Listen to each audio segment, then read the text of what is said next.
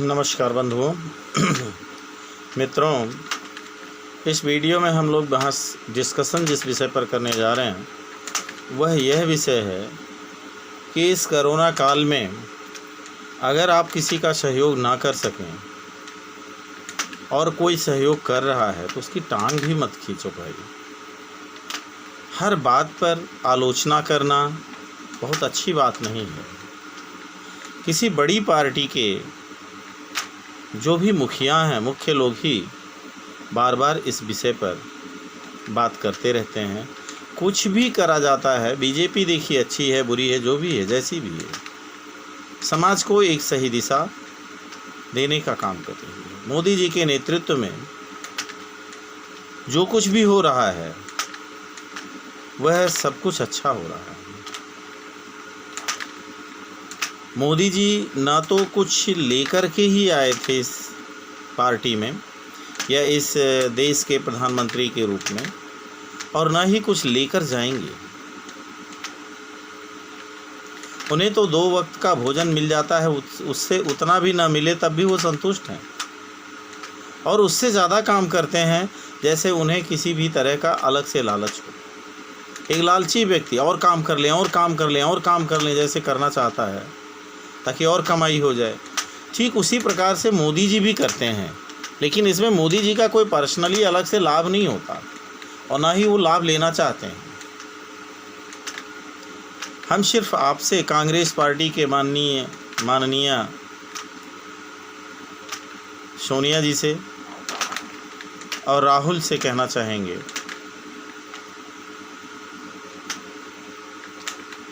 आप लोग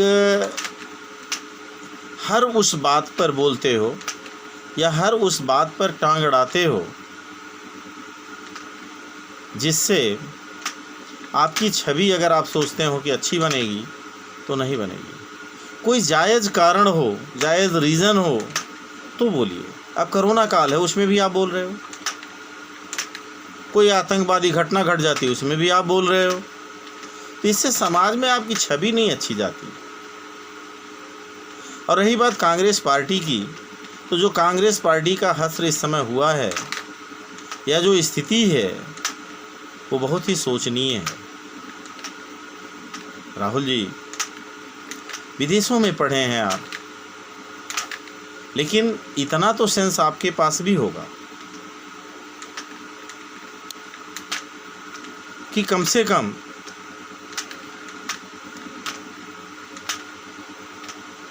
कब बोलना चाहिए, क्या बोलना चाहिए, कैसे बोलना चाहिए, कौन सी बात उठानी चाहिए। ज़रा इस बात पर थोड़ा सा ध्यान दे दीजिए। ऐसा नहीं है कि आपकी पार्टी बहुत बुरी तरह से हारी है तो फिर जीतेगी, नहीं। बस थोड़ा सा कल्चर अपने अंदर लाइए, क्योंकि कांग्रेस पार्टी का इतिहास बहुत अच्छा नहीं रहा है। माननीय स्वर्गीय नेहरू जी से लेकर के आज तक का जो भी इतिहास है, आपके जितने भी मुखिया हुए हैं कहीं न कहीं गलती किए हैं और ऐसी गलतियां किए हैं जिसका खामियाजा देश आज भी भुगत रहा है। फिर भी आपको देश की सत्ता अगर जनता दे देती है तो अब तो सुधार कर लो यार। हाँ सोनिया जी, इन विषयों पर आप पहले हिस्ट्री अपने पार्टी के देख डालिए और अपनी पार्टी की हिस्ट्री में वह सब देखिए जो कमियां रही हों। अच्छाइयों को छोड़ दीजिए, कमियों पर ध्यान दीजिए और उन कमियों को ध्यान में रख करके फिर उन कमियों को कैसे दूर किया जाए। कौन सी ऐसी कमियां हैं जिससे देश जिसका खामियाजा आज भी भुगत रहा है, उसे आप ध्यान दीजिए और उसे ध्यान दे करके संशोधन कीजिए। जब कभी भी फ्यूचर में आपकी सरकार बने तो आप भी कुछ अच्छे काम करिए जिससे आप भी परमानेंट बने रहो। देश की जनता को इस बात से कोई मतलब नहीं कि कौन प्रधानमंत्री है या कौन मुख्यमंत्री है। देश की जनता को सिर्फ इस बात से मतलब है कि कौन उसका हित कर रहा है, कौन अहित कर रहा है। ज़रा सोचिए कि अगर एक उस बड़े पद पर पहुंच करके एक प्रधानमंत्री के रूप में या जिसकी सरकार हो, जिस पार्टी की, एक राजा होता है, उसके बारे में लोग कहानियाँ बनाते हैं, नई नई कहानियाँ बनाते हैं, झूठी सही कहानियाँ, तारीफ में उसके पुल बांध देते हैं। और एक राजा ऐसा होता, उसका नाम लेते ही लोग अपशब्द निकालने लगते हैं। तो ज़रा सोचिए कि ऐसे राजा आपको बनना अच्छा लगेगा या पहले वाली तरह का राजा बनना अच्छा लगेगा जिसमें आपकी तारीफ हो। जब आप सत्ता में आए तो कुछ ऐसे कर देखिए, महापुरुष जितने भी आज तक बने हैं वो इसलिए नहीं बने हैं कि उनके 2-4 हाथ पांव थे, बल्कि इस बात को लेकर के महापुरुष बना जाता है या लोग महापुरुष बनते हैं कि आप किसी एक सद्गुण को लेकर के अपने अंदर एक सद्गुण को ढाल लीजिए, एक सद्गुण की चादर ओढ़ लीजिए, कोई एक अच्छा सा गुण पकड़ लीजिए, उसी का बिछौना, उसी का खाना, उसी का ओढ़ना और उसी का बिछौना बना लीजिए, उस पर पालन करिए। बाकी आपकी पर्सनल लाइफ है, कोई नहीं देखने जाता, कोई नहीं पूछेगा। मजाक उड़ाना होता है तो भले पर्सनल लाइफ आपकी देखी जाए, लोग वैसे कमेंट करने के लिए भले तफरी लेते हैं, लेकिन इससे ज़्यादा नहीं। अपनी छवि को सुधारिए।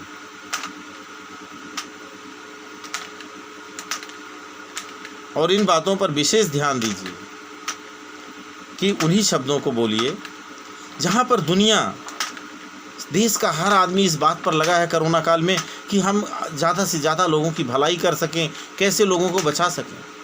ऐसे में आप किसी की भलाई तो कर नहीं रहे हैं।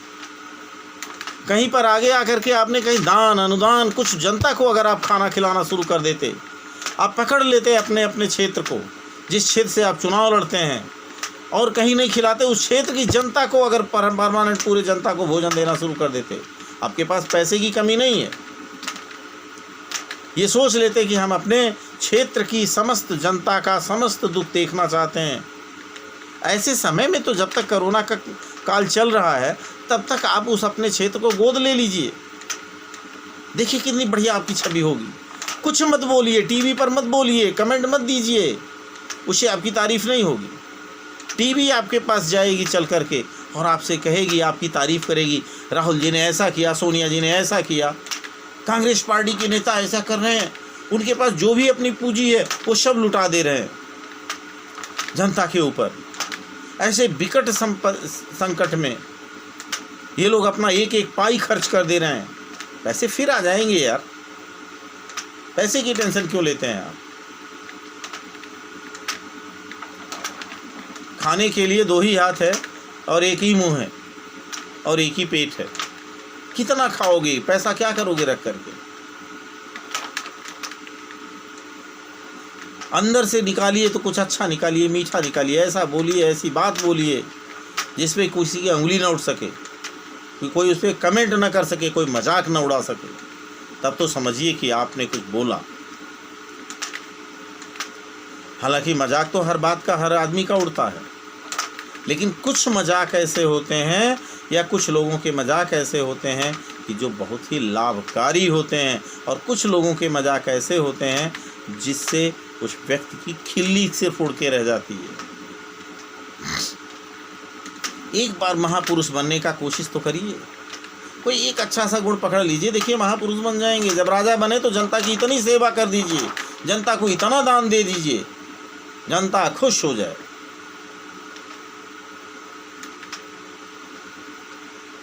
तो देखिए कैसे आपकी तारीफ होती है, कैसे आप सत्ता में आते हैं।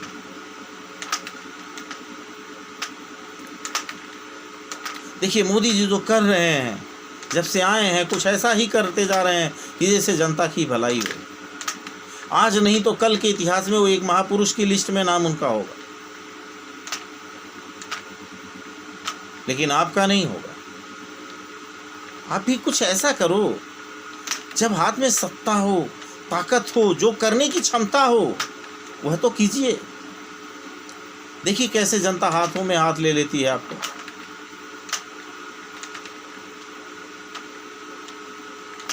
तो ये है, एक छोटा सा नेता, किसी छोटे पद पर रहने वाला नेता भी उल्टा सीधा बोल देता है। कैसे बोल देता है? अभी मैंने देखा प्रियंका गांधी के बारे में बोलते हुए, मैंने यूट्यूब पे देखा, कोई वीडियो पड़ा हुआ था। क्यों बोल रहा था भाई? हो सकता है कि उसको कमी लगी हो तभी बोला होगा इस तरह से। लेकिन एक अगर आप आइडियल पुरुष होते, एक आइडियलिटी होती आप में, तो आपके ऊपर अंगुली नहीं उठाता कोई। अंगुली उठाने के लिए 100 बार सोचता। मेरी इस बात को ध्यान में रखिए, शायद आपके काम आए। और इस कान से सुनिएगा, इस कान से निकाल दीजिएगा, तो आप जानो, आपका काम जाने।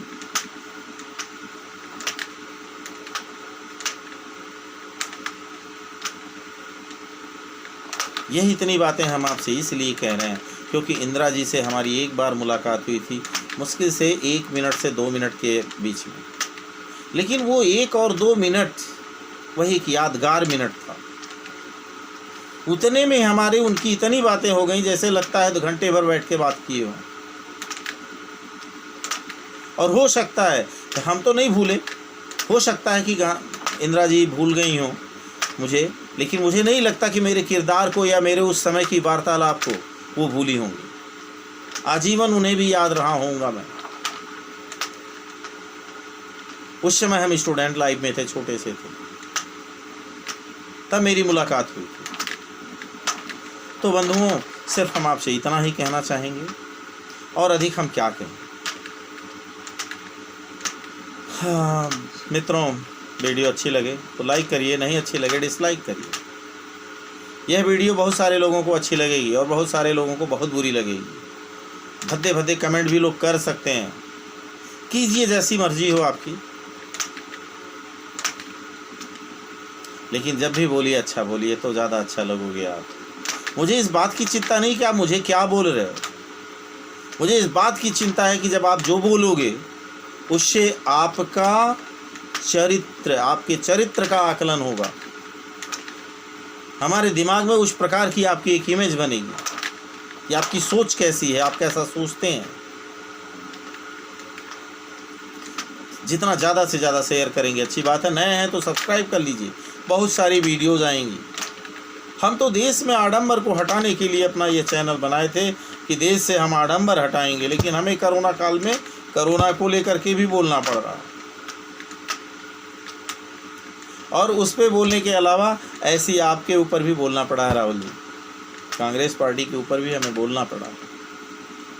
हम नहीं चाहते इन विषयों में पढ़ना और इन बातों में पढ़ना। मित्रों नमस्कार, बोलिए भारत माता की जय।